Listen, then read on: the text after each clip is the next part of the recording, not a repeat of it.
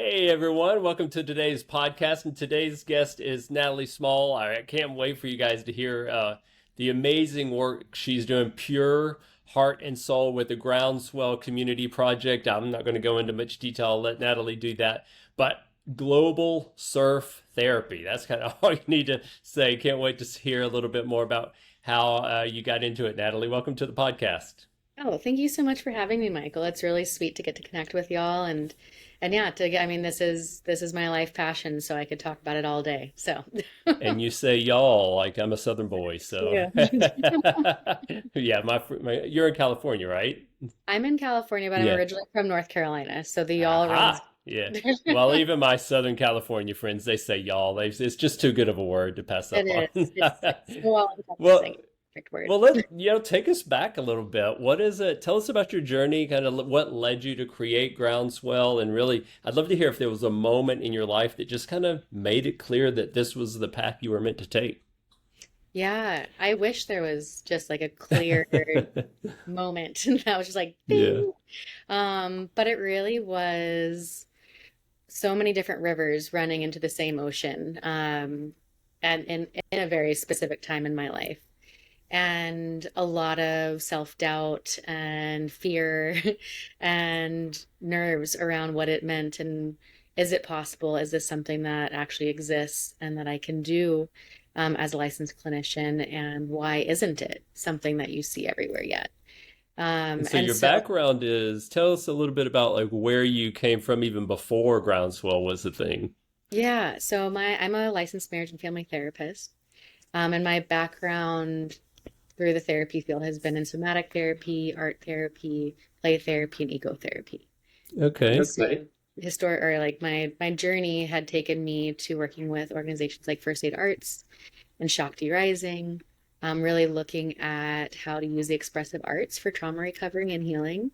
And so that brought me to all over the world, from the Philippines to Seattle, Mexico, Peru.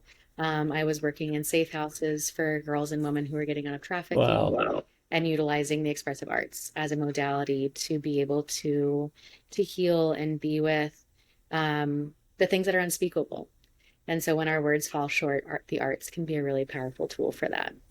And yeah, so I would have never, as I was going through my therapy career and profession, been like, oh yeah, surf therapy, I want to do that. Which is so cool because now I have clinicians and students, from the undergrad to the graduate level, reaching out and being like, hey, I want to be a surf therapist. How do I do that? What do I need to do? What are the trainings I can do? And that the fact that that word even exists and that people are able to use the internet and look it Right. up and find it, is just so exciting. And so it is really this new opening of what therapy and trauma therapy can be. Um, and it's, yeah, it's like my heart is just like "Ee," when I get a chance to be with it because it's I'm really gonna I'm gonna exciting. take my headphones. Hold on one second. Yeah. I'm hearing a bunch of echoing. Oh, sorry about that. No, it was me. It's all me. That's why I asked you at the beginning. It's all good. I Okay. think it fixed itself. Perfect. So surf therapy, I guess, has that been a thing? I mean, for a long time, I'd never heard of it. Yeah, it's actually, oh, no, I'm getting that. Oh, you are. I tell you what, if you look in the do you see where it says echo cancellation in the kind of on the right side? If you turn that on, Oh, yeah. see if that fixes it. We'll just cut all this part out. Don't worry about It shows that it's on, but it can't be changed while recording. it. Yeah, that's let me let me try to put mine back. I'd rather me hear the echo than you. Okay. Okay. Is it did that fix it for you? Yeah, I can't. I don't hear it. I don't actually hear the echo now. Yeah, perfect. So, okay, all right. Fingers crossed. Okay, so yeah, tell us a little bit about the whole surf therapy world. It's not something I'm familiar with. Yeah, it is a new and growing field in the therapy world, and even within like outside of the therapy world. And so when I first started, I was actually originally I was working at a safe house in San Diego called Jeremy, providing express art therapy. And through doing those groups, I started talking about the different modalities of being in nature or being with a different art modalities that support us with our emotional regulation, feeling grief or rage or um, self-doubt or excitement and joy. Like, how do you be with your emotions and how do you express them? And through that, I started talking about how the ocean has been that consistent space for me. And surfing specifically has been one of those tools of like being immersed in the ocean to feel my emotions and be held in the great abyss Right. of the sea. And so the ladies were like, "Well, why are we here at the house doing art therapy and drawing things and journal? Why are you taking us surfing?" And luckily, the house mom and my supervisor at the time were just super open and creative and supportive, to let us go for it. And so I started Googling, like, okay, Okay. what is surf curriculum I should be using? Um, where does it exist? Who can I learn from? And I couldn't find anything with a simple Google search. And now that I've been in the field for a while, I've gotten a chance to connect with International Surf Therapy Organization, which was started, I Wow. think, in 2016. That was really it was like a handful, I think 4 or 5 surf therapy organizations from around the world that were coming together and starting to develop research and conversation around what is surf therapy, what does it look like, what does it feel like, how do we do it, and kind of creating like best standards of practices for it. And now, as I've been like geeking out more and more and looking up surf therapy research, the research that I've been able to find goes back to around 2014. Cool. So Okay. even it's pretty new. And a lot of the surf therapy work that's been done originally was focused around kids with autism or vets with PTSD or with different physical disabilities. And the work that I've been doing has really been focusing on the social, mental, spiritual aspect of the individual. And so really looking at like trauma therapy, and how the ocean, our bodies, and community can really be powerful tools for healing trauma. And so really coming to it from a very therapeutic mental health, marriage and family therapy lens. Mm-hmm. And it's really new. Like we're one of the first places that is able to provide surf therapy covered by insurance. There's another clinic Really? that has recently been doing that as well. So just really opening up the spectrum of what surf therapy can be. Um, and so like one of the clinics that I partner with and work with is called the San Diego Pain Trauma Institute, and it works specifically with invisible illnesses. So individuals Hmm. that are living with chronic pain or chronic illness, that you'd see them walking around on the street and have no idea anything Right. is wrong, or it's a struggle for them. But there's so much happening internally, even from like depression and postpartum depression, anxiety. So being able to really work with the invisible illnesses of mental health, with them, and then through them we've gotten to do research where we've actually had, a team of students from USC that came down to the beach with us and put, um, like brain they put devices on everyone's heads Yeah. Uh-huh. surfing to track the activation in the brain, specifically around chronic pain and how the pain shifted and the different parts of the brain Oh, signaled, because of their time in water and held within our Groundswell surf therapy curriculum and modality. And so everything very from cool.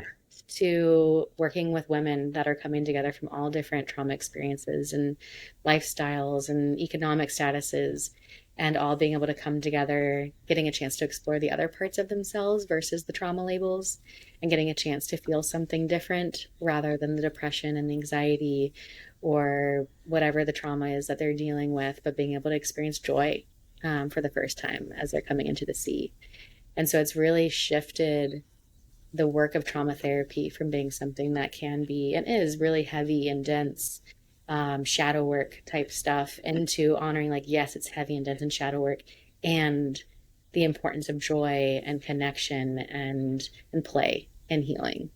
And so it's just been such a beautiful journey that I would have never even thought that I would be on. Right. And now we're the first organization that's providing, trainings that are accredited by the California Marriage and Family Therapy Association. Wow.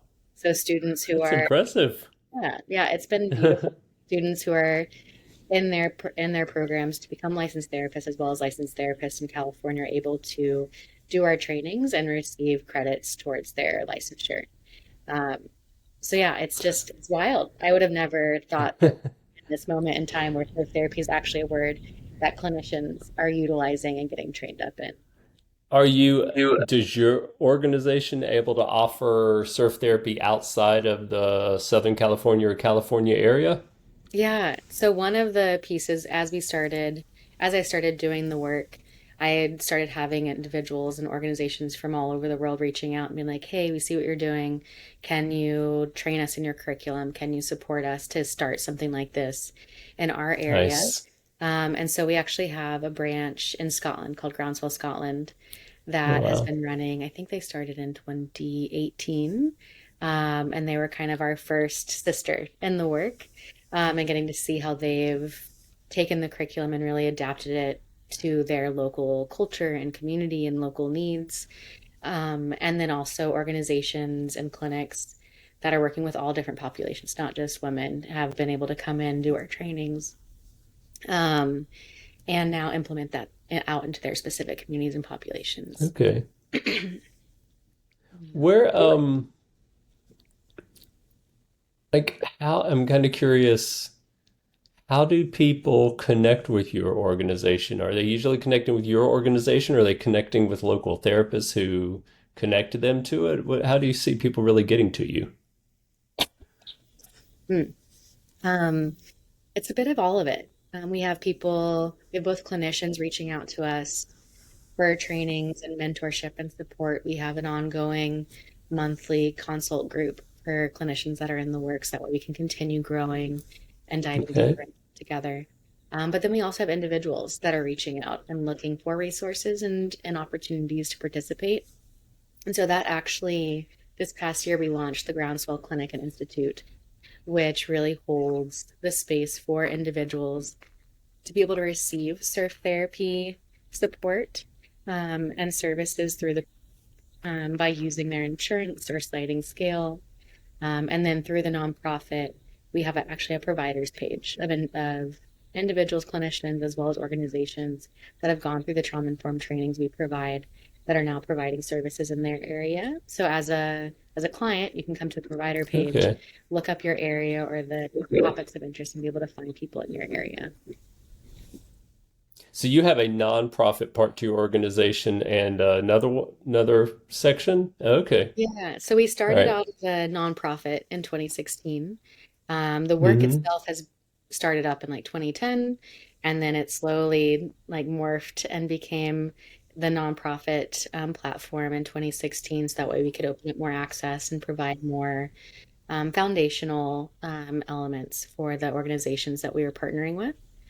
And then in this past year, we decided to open up the clinic, to really be able to focus on the rooted clinical trauma informed care that we're providing. And so we're providing everything from surf therapy to telehealth to our office, our therapy office is a sailboat in the Yeah. San Diego Bay. Of But really the course it goal is. but really, the goal of the clinic is to connect people back with their bodies, with community, and with nature. And so, somatic therapy, ecotherapy, play therapy, and community based. What does growth for your organization look like? Like, what would you love to see six, Mhm. 12 months from now? Such a good question. I feel like if you had asked me that when we first started the organization, I would have never imagined that we'd be where we're at now. Right. So to like have those big dreams of what could be happening, part of me is like, I have no idea. Capable and what is possible as the future continues to unfold. But the things that I dream about is I'm working on my PhD, so that way Ah, I can potentially teach in the university spaces right now. There aren't any universities that are teaching or credentialing in surf okay. therapy. So I'd love to see it come into that more like Western educational space for people to access, um, as well as just continued research to be able to really understand and bring value to this work. Um, and that it's not just held within the psychology, mental health, or like, yeah, the psychology field where you have to have a license in order to practice, but letting surf therapy kind of flip mental health on its head of this space where how, I mean, my big dream is that really we don't need therapists anymore because we all know how to show up for each other in community and how to connect to our bodies and Right. connect. And Yeah. Trying to work letting, yourself out of a job. exactly. So letting us really come back to our roots. And I think that's one of the things that's so beautiful about surf therapy is it, like, while it's this new and exciting Western mental health field, it really comes from indigenous roots of a deep relationship with the ocean Yeah. and the community. And so really being able to come back to that as a foundation, and being able to like relearn who we are and remember who we are. I mean, do you have growth goals as far as providers or people using your services? Do you Mhm. kind of think in terms of that? Yeah, I would love, I mean, right now we are paneled with four different insurance companies, and I would love to increase our paneling, so that way it's Yeah. more accessible for everybody. I would love to see us get more connected with local universities, to be able to provide the services specifically um, yeah, for students that are going through those huge life transitions, figuring out who they are, what they're going Hmm. to do, how they show up in the world.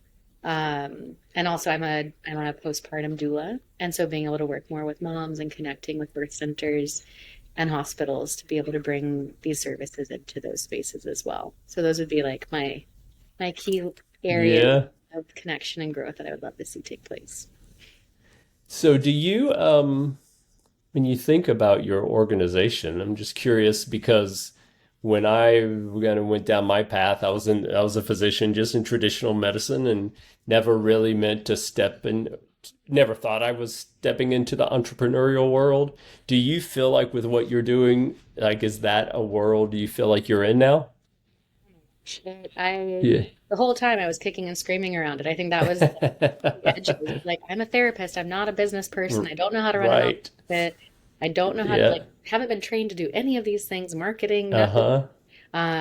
And so it's definitely been a ton of learning and a ton of mentorship, and a ton of failing along the way in Yeah. order to Yeah. get here. And I'm sure there will be a lot more failing as I continue to go on. It's all Um, part of the journey. it really is. That's something that surfing teaches you. Yeah. Everything unless What you're are you what are you doing for marketing? Like how do you get the word out about what you're doing?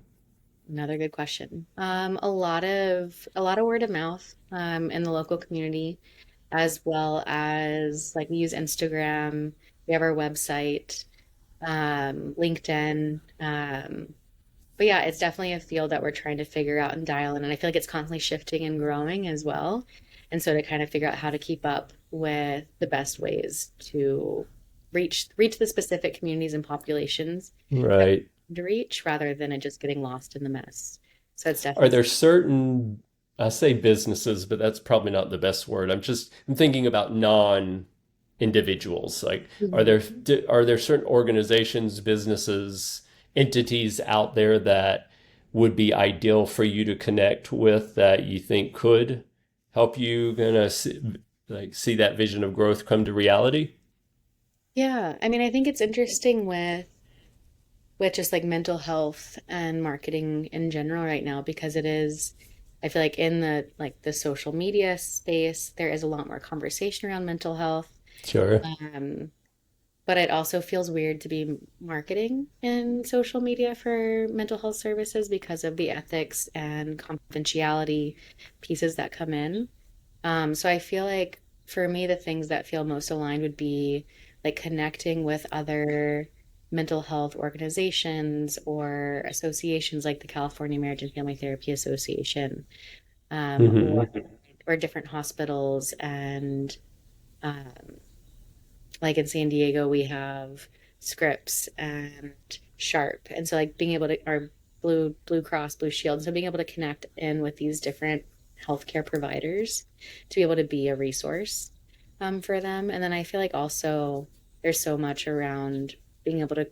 I would love to have the time and space to create more content that's really supportive for a community, and so like written manuals and resources, books, um, blogs, and different ways to like help get the material out there so people can start receiving, and then through that maybe deciding to show up to a program or a group or seek individual with us. And so I guess mental health providers would be one Mhm. group Yeah. that would potentially use your resources, but also potentially their patients or clients could learn about it and tap into it. And it sounds like larger, even healthcare organizations, like you mentioned, Scripps. Who at those? I'm just curious, who at those organizations would be the people that you would love to have conversations with? Ooh, this is like a great business conversation. Like these are asking me. Um, I think that's what I need to figure out, or like who, like what is the Who are best those to people? get Yeah. into those bigger organizations. I think even from the nonprofit sector, that was something that I constantly struggled with. Like we were really good at getting um, like family foundations and people that had been intimately connected with our work to like financially support and donate. Hmm. But when it came to getting like bigger businesses and corporations to come on board and be a sponsor or a big funder, that was where like I don't even know how to like start the Right. conversation in these places, and even just like the language that is used in those spaces versus the mental health field are so different. Um, so yeah, that was definitely an edge for me and something that I'm still trying to like, Hmm. figure out. I think it's some can be sometimes one of the most difficult things is identifying who your people are, or when I say people, I mean, organizations, whatever, and how to get in touch with them, Yeah. right? Yeah. In a way that they'll, respond to. And because it's really just about having conversations. Once you're having the conversation, then they'll get it. But a lot of the organizations, when they hear surf therapy or your groundswell, they just won't get it, right? So you need to have that conversation to help them get it. And that's kind of one of the things I was curious about in a because that's what I was thinking about. It's a term or a field that is not likely well known. Yeah, and even just the like the fact that the term surf therapy has been kind of the label that's been put on this. And I've been actually having a good number of conversations with some within our consultation groups around it. But surfing is pretty discriminatory. Like there's a lot of people that would be like, "Oh, I don't surf," or "I can't surf," or "My dog Right. can't do that." And so as soon as you use the terminology surf, it's automatically Mm, excluding a large population. Uh, right. and even like, well, I don't live near the beach, and so therefore I can't do it. And so being able to find ways to communicate about it where it lands as like, wait a second, it's really about like ecotherapy, nature-based therapy, water-based therapy. So you really don't have to be on a surfboard in the ocean. Okay. No, Yeah, well, that's important. Yeah, I'm glad you mentioned that. Okay, yeah, so it can someone be in part. Indiana can theoretically do surf therapy, or probably a better word is out there Yeah, to be and I mean, determined we one day. even during the pandemic, a number of the women that we had been working with who had been able to go off their depression medications or anxiety medications because of their new relationship and surfing in the Hmm. ocean, all Yeah, of a sudden weren't yeah. able to for a time frame.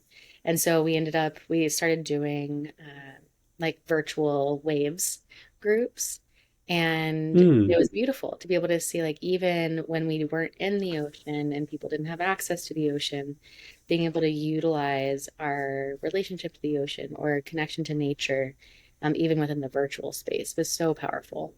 And so there's so much, I mean, at the core of it, we are nature. And so the ocean just like helps Right. hold a mirror up for us to be able to see ourselves. But all of that has always been within us, and we can always access it. So it's just learning how to tap into that no matter where we are. So intriguing. Yeah, I mean, I can see how it would be incredibly healing, and I'm so happy to hear that you don't have to be. I'm in Florida, so The I'm in ocean. an area where you could, but I was just thinking how many people could benefit from such an experience that might not have such ready access to it. Yeah. Yeah. What do you think is one thing people really need to know and understand about your organization or about what you do that we haven't talked about? Yeah. I mean, I think that it's similar, kind of what we're pinning on, but that it's for anybody, from any Hmm. background, from any age, to any trauma experiences. Sometimes people think like, oh, well, I haven't had like a huge big trauma and so I can't show up, or I'm too old, or I'm too young, or I'm too this or that. Um, and I think surf therapy, it's really for everybody. The ocean doesn't see all the different labels or all the different things that we're carrying around. We're just humans. And it reminds us that we're just humans and helps heal Yeah. us and really bring us back to self. Um, and so whether you live by the sea or are in the smack dab middle of the United States, we're all connected to Yeah. ocean through even just the simpleness of our breath. Like Yeah. when we're every inhale, like if you're coastal dweller, 90% of your oxygen comes from the ocean. If you're more inland, there's still a percentage of your oxygen that's coming from the ocean. And so even through our breaths, we're connected to water. And our bodies are 75% water. This earth is around 75% water. So there's so many connecting pieces of how we are nature and how we can find ways to connect into that, even through just taking a sip of water Yeah. or having our feet in a tub.